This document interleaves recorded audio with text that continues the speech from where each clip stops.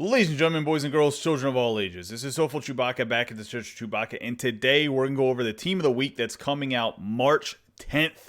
We're going to do a quick overview of the Team of the Week, then we'll go in depth on a few of the players that I think are either worth picking up or just overrated. Their overall rating is way too high, so you should avoid them. That way this video will help you guys decide which Team of the Week cards are worth giving a try or which ones you need to avoid. Let's get into it.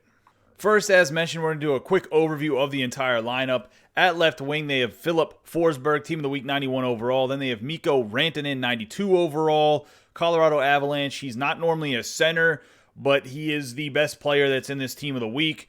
And it doesn't seem like the Team of the Week is filled with a lot of centers. I think there's only 3 of them, so it makes sense they put this Rantanen at center.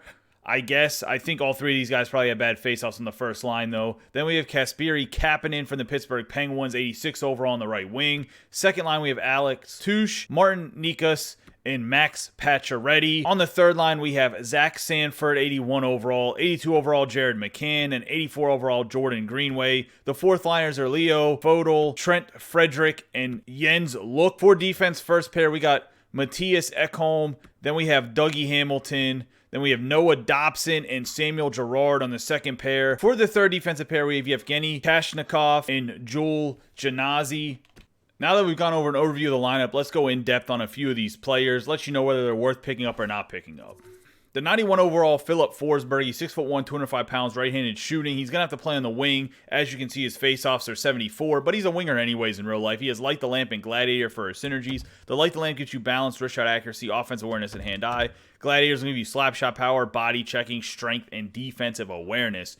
His attributes are actually pretty good on this card. His skating is 88 speed, 80 acceleration, 92 agility, 90 balance, 91 endurance. The shot is 93 across the board with 92 slap shot accuracy. Hands are going to be 93 plus, so phenomenal hands for the card. 88 body checking, 92 strength. Then on the checking category, 90 defensive awareness, 84 shot blocking, 91 stick checking with 88 discipline. So overall, I think that this Forsberg is actually a very good card. I don't think his synergies are that great though. 491 overall and kind of how the market is. If you can get him for a good price, I would go for him because I do think his attributes are pretty good. He can get up to 91 speed, 92 acceleration. I think that's more than sufficient for someone on the wing.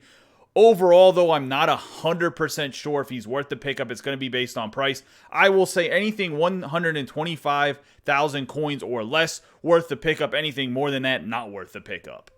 The featured card of this Team of the Week is Mikko Rantanen. 6'4", 215 pounds, left-handed shooting. 1 point for Barrage, 1 point for Magician. So he didn't give him a great team synergy.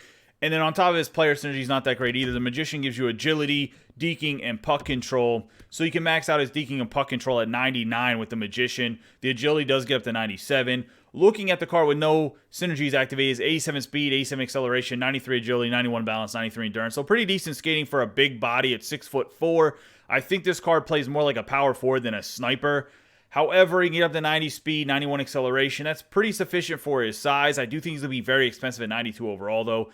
His shot is going to be 93 wrist shot power, 95 wrist shot accuracy, 94 slap shot power and accuracy. His hands are going to be 95 across the board, except for the puck control and offensive awareness are 96. Body checking is 87. Strength is 91.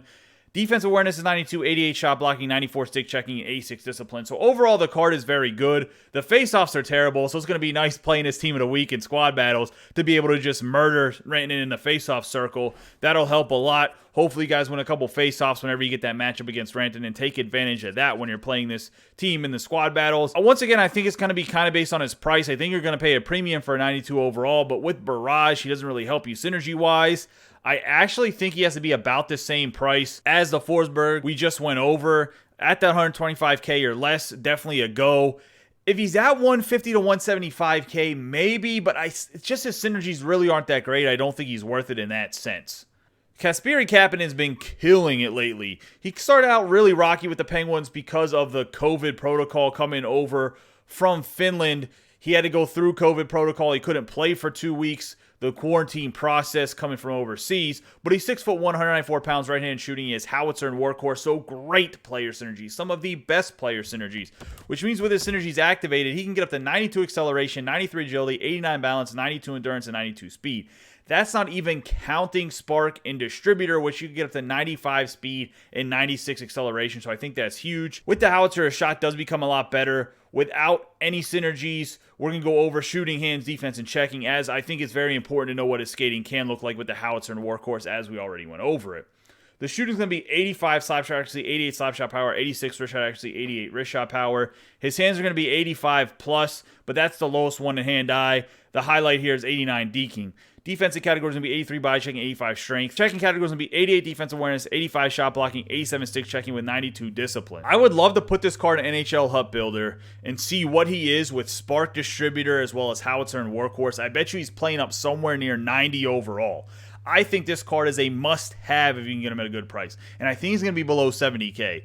If you can get a card like this with his synergies activated at 70K or less, I think he's worth a pickup, not just coming from a Penguins fan. I think he has premier player synergies, 2 of the best, as well as if you have Distributor and Spark, he's going to be phenomenal.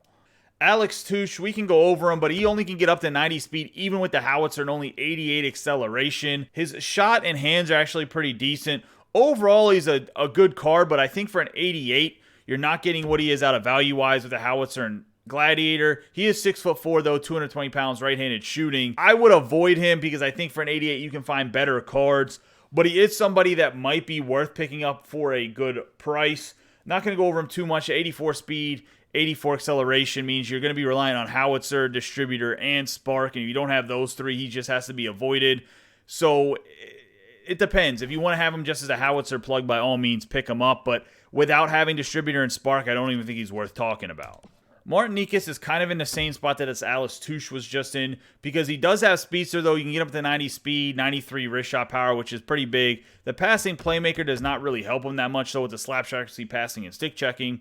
He's also not really a centerman with only 78 faceoffs. Looking at his attributes, 86 speed, 86 endurance, 89 balance, 90 agility, 85 acceleration. So he can only really max at 89 acceleration, but he can get up to 93 speed with the speedster and distributor, so that's kind of important. 88 plus on the shooting, that's good numbers. 88 for offense awareness, passing, and puck control, then 87 on deking and hand-eye. Body checking is 86. 87 defense awareness, 89 stick checking with 85 discipline. His attributes aren't terrible. Once again, he just kind of has to be right price for you, right price point, as well as if you need a right-handed guy that has speedster, Necas could possibly do that. But overall, I think that he's another card that you probably have to avoid because you can get better 88s. Max Pacioretty is another guy that I think truly plays like a power forward rather than the sniper that he's labeled. He reminds me a lot of the Mikko Rantanen. He's 6'2", 215 pounds, left-handed shooting as wingman and thief. For the wingman, you can get acceleration, wrist shot accuracy, and passing, which is actually pretty big. Because if you can bump up that acceleration to 90, then you get sparking, get 94 acceleration with 90 speed, which might be sufficient. But looking at his attributes with no synergies activated, he has 87 acceleration, 91 agility, 90 balance, 90 endurance, 87 speed. So the skating is pretty decent, but for a 90 overall, can you get a guy that's better than him? I think you can. Then you have 93 across the board for shooting with 92 slap shot accuracy. Then you have 91 deking, passing, and puck control, 92 hand-eye, 93 offensive awareness. He has 88 body checking, 90 strength. For the checking categories, 88 defensive awareness, 83 shot blocking, 92 stick checking with 86 discipline. The Pacioretty is a very good card. He's 90 overall, as he should be. But I think you can find better 90 overalls. I do. I think the Pacioretty will be too high priced, but if you can get him for 120 or less, maybe worth a pickup. Once again, though, wingman, thief aren't the best synergies either. The bottom 6 on this team is not worth talking about. They're too low overall. They don't skate fast enough. Moving on to the defenseman. Dougie Hamilton, 6'6", 229 pounds, right-handed shooting. He has shutdown and workhorse. The workhorse is really big on this card because he can get up to 95 acceleration as well as 90 speed. That 95 acceleration on a 6'6" body frame is huge. So I want to note that it's very important to have workhorse activated if you're going to go with this Dougie Hamilton. The shutdown does obviously help some too with the body checking, slap shot accuracy, puck control, and shot blocking. As for his skating, he's 80 acceleration, 91 agility, 91 balance, 93 endurance with 87 speed. Very good skating for a guy that's so tall at 6'6". He has 87 for his slap shot, wrist shot accuracy, 93 slap shot power, 90 wrist shot power. His hands are 88 deking, 93 offensive awareness, 86 hand-eye, 93 passing and puck control, 85 body checking, 91 strength. His checking category, 90 defensive awareness, 88 shot blocking, 90 stick checking with 85 discipline. That's more than sufficient. At 6'6", I think this Dougie Hamilton's a pretty good card. Obviously, doesn't compare anywhere near his 93 or 94 overall. But with the workhorse, this Dougie Hamilton at the right price point could be worth it because at 95 acceleration is going to be huge if you have workhorse and spark, as well as distributor getting up to 90 speed. I think he'll be more than sufficient. It's just whether or not you can get this Dougie Hamilton at a good price. Samuel Girard's going to be the last player in this reviews that we go over. The other 4 defensemen really aren't worth it. They skate way too slow, but let's look at the Girard real quick. 5'10", 170 pounds, left-handed shooting. He has light the lamp and speedster. The speedster will allow him to get up to 92 speed, which means he can max at 95 speed, which is huge for a defenseman, especially a smaller defenseman. Looking at his attributes with no synergies, 88 acceleration, 92 agility, 83 balance, 93 endurance, 88 speed. So great skating. The balance is a little bit of a concern, especially for a smaller guy at the 5'10", 170 pounds that we already mentioned. He has 86 slap shot accuracy, 87 wrist shot accuracy, 91 slap shot power, 90 wrist shot power. His hands are 88 offensive awareness, passing, and puck control, 86 hand-eye, 91 deking. His body checking is 78. With 83 strength. His checking categories: 93 defensive awareness, 87 shot blocking, 88 stick checking with 98 discipline. So the discipline is great. You're going to be able to stick left, poke check, even at kind of bad angles, and you shouldn't trip anybody or get any type of slashing or hooking calls. The defensive awareness and stick checking are a little bit of a concern, like the lamp and speedster don't help with either one of those. But for an 86 overall, I think this is a very, very good card. A guy that can get all the way up to 95 speed and 92 acceleration with spark and distributor, as well as the speedster activated. I think this Girard will be a very good buy for you. I think he's going to be about $60K, and I think that's a great price for an 86 overall. He might even be less just because he's 86 overall, even with the speedster. And any defenseman that has speedster, it helps them significantly more than I think it helps forwards. That's just my personal opinion, because there's a lot of shifting, as well as he has a good agility number at 92. I think this Girard is one of those guys that might be the best value besides that Kapanen that we went over a little bit earlier on out of this team of the week. That's going to wrap up this video. That was an overview of the entire lineup, as well as some in-depth reviews of a few of the cards for the team of the week that's come out March 10th. I do think there's some very good cards in this team of the week. However, I do think the best budget cards that are going to have the most value are the Kasperi Kapanen, as well as this Samuel Girard. I do think there's a few dozen here with higher overalls, such as Dobson and Ekholm. We didn't even really go over them. As well as I really do think the Rantanen is going to be overpriced on top of the Touche and possibly Pacioretty. That's just some things to think about. The lower end guys really aren't worth it. But I hope this video helps you guys out to decide if any of these team of the week guys are worth keeping. Maybe even going after. Maybe just some guys to add to a budget team that you already have. Let me know in the comments down below what you guys think about this team of the week. And maybe you guys think, man, Rantanen's like super good. I don't know why you were so hard on him. Maybe we can disagree about some players. You guys let me know. As always, I appreciate all of your guys' support. Don't forget to subscribe, like, and share this video with any of your friends that play NHL 21. Also, hit that notification bell so you know whenever I upload videos. That way you can come on by, watch the video, and then we can talk about what was discussed. You guys have a great day and be safe.